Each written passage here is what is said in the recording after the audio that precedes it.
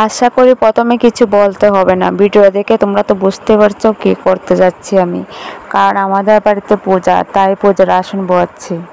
এইভাবে বসালে অত সুন্দর দেখাবে, তাই এইভাবে বসালাম। দেখে তো অনেকটাই সুন্দর হচ্ছে। তারপর একে এক করে সব বুকগুলো সাজিয়ে নিলাম।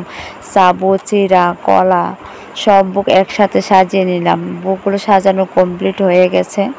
তারপর এক এক করে মোমবাতি ধূপকাঠি জ্বালিয়ে নেব। দেখতে থাকো তোমরা সবাই। বন্ধুরা, কোথায় থেকে আমার এই ভিডিওটা দেখছো তোমরা অবশ্যই জানিও। আস্তে আস্তে সব মোমবাতিগুলো জ্বালিয়ে ফেললাম। এবার ধূপকাঠিগুলো জ্বালিয়ে নিয়েছি। ধূপকাঠি জ্বালানো আমার কমপ্লিট হয়ে গেছে গা।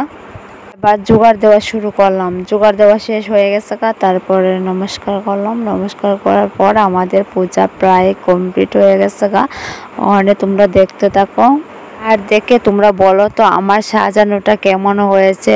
যদি ভালো হয়ে থাকে অবশ্যই জানিও। আর যদি আমার ভিডিও তোমাদের কাছে ভালো লাগে তাহলে অবশ্যই জানিও।